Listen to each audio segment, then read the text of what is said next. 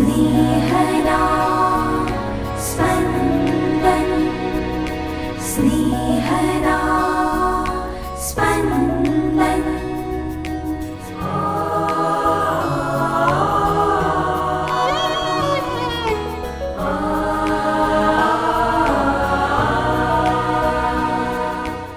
નાતાલ પછીનો શુક્રવાર. ધર્મસભા આજે સંત સ્તેફાનનું પર્વ ઉજવે છે.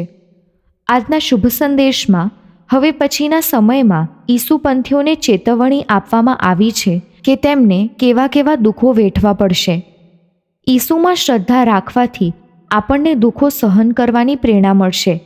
સાંભળીએ સંત માથીકૃત શુભ સંદેશ, અધ્યાય 10, કડી 17-22.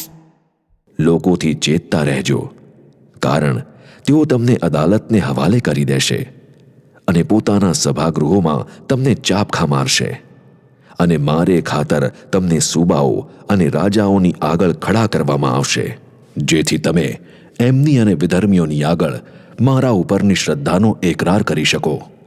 પણ તમને ગિરફ્તાર કરે ત્યારે તમારે કેમ બોલવું અને શું બોલવું એની ચિંતા કરશો નહીં, કારણ શું બોલવું તે તમને એ ઘડીએ સુઝાડવામાં આવશે.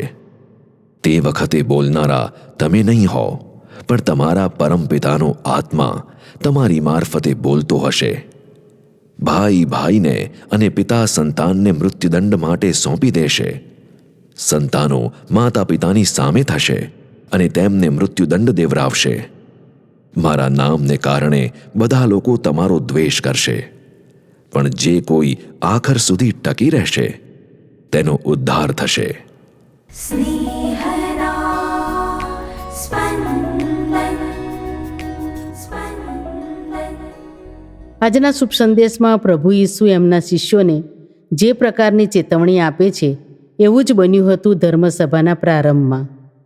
શિષ્યો અને અન્ય લોકોએ ઈસુનું નામ ધારણ કરવા બદલ કેવા આકરા દુઃખ અને યાતનાઓ વેઠી હતી એ ધર્મસભાના ઇતિહાસના પાને અંકિત છે. આવી ભારે સતામણી વચ્ચે પણ આ શ્રદ્ધાળુઓ ટકી શક્યા હતા, ફક્ત ઈસુના વચનો પરના એમના વિશ્વાસને લીધે. આજે પણ આપણો સંન્યસ્ત વર્ગ વિવિધ પ્રકારની સતામણી, કાયદાકીય અન્યાય, વિરોધ અને જીવના જોખમ સામે લડતા લડતા પણ શુભ સંદેશના પ્રસાર અને પ્રચારનું કામ આગળ ધપાવે છે.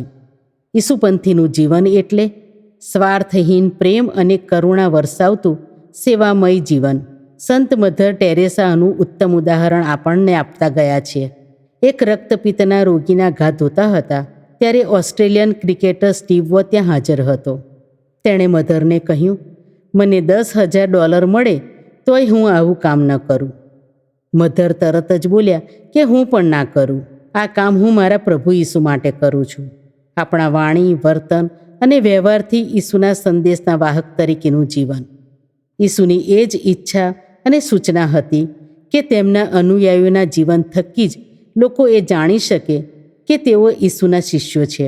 મહાત્મા ગાંધી કહેતા કે ઈસુપંથીઓ તેમનું જીવન ઈસુના શિક્ષણ મુજબ જીવે તો તેમને ધર્મ પ્રચારની જરૂર જ ના રહે. ગાંધીજીના આ કથનમાં ઈસુએ શીખવેલા મૂલ્યોની ભારોભાર પ્રશંસા છે, તો ઈસુપંથીઓ માટે એક મોટો પડકાર છે. આપણા જીવન દ્વારા ઈસુના સાક્ષી તરીકેનું જીવન.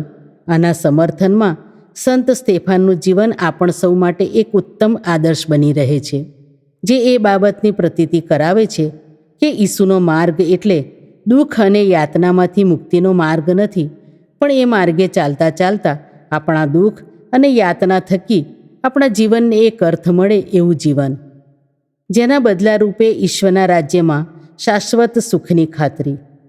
સ્તેફાને ઈસુનો પ્રેમ, કરુણા અને ક્ષમાનો સંદેશ એટલો તો આત્મસાત કર્યો હતો કે મૃત્યુ વેળાએ એમને મારી નાખનારા માટે ઈશ્વરને પ્રાર્થના કરે છે કે પ્રભુ આ પાપ એમને માથે ચડાવશો નહીં.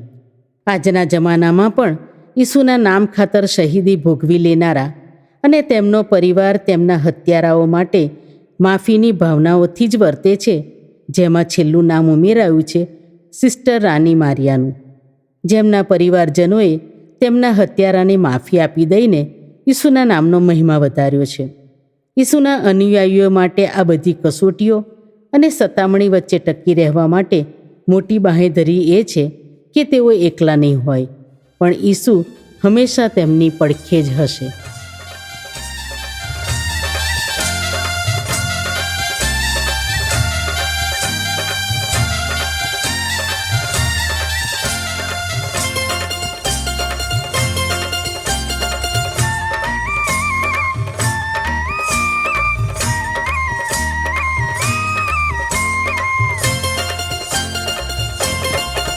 આજે જન્મ્યો છે ઈસુરાજ, દુઃખ હૈયે હરખ નામાં. આજે જન્મ્યો છે ઈસુરાજ, દુઃખ હૈયે હરખ નામાં. એના હરખમાં શું શું વેચાય, એના હરખમાં શું શું વેચાય. દુઃખ હૈયે હરખ નામાં, દુઃખ હૈયે હરખ નામાં. આજે જન્મ્યો છે ઈસુરાજ, દુઃખ હૈયે હરખ નામાં. આજે જન્મ્યો છે ઈસુરાજ, દુઃખ હૈયે હરખ નામાં.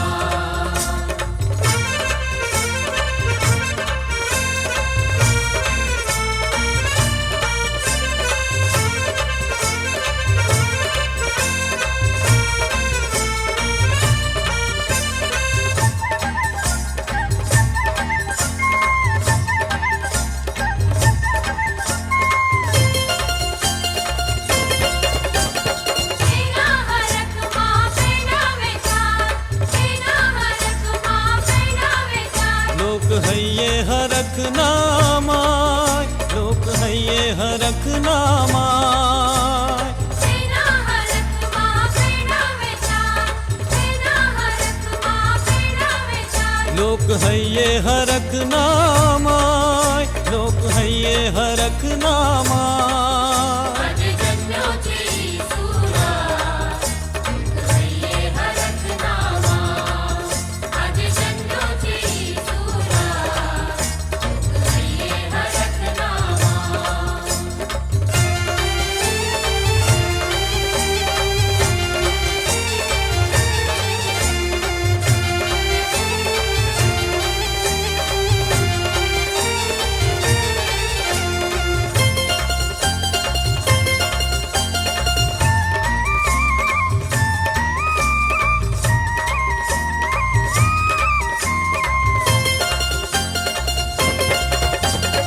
એના હરખમાં સાકર વેચાય, એના હરખમાં સાકર વેચાય. લોક હૈયે હરખ નામાય, લોક હૈયે હરખ નામાય.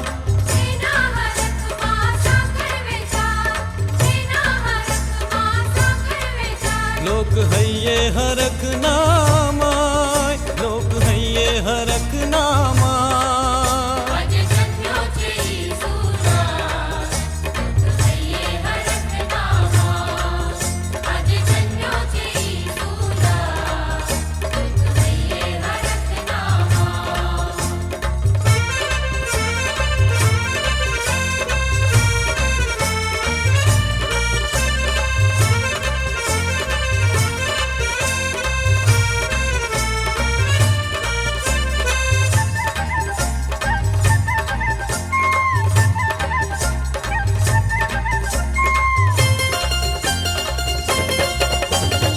એના હરખમાં લાડુ વેચાય, એના હરખમાં લાડુ વેચાય. લોક હૈયે હરખ નામાય, લોક હૈયે હરખ નામાય. એના હરખમાં લાડુ વેચાય, એના હરખમાં લાડુ વેચાય. લોક હૈયે હરખ નામાય, લોક હૈયે હરખ નામાય. આજે જન્મ્યો છે ઈસુરાજ, દુઃખ હૈયે હરખ નામાં. આજે જન્મ્યો છે ઈસુરાજ, દુઃખ હૈયે હરખ નામાં.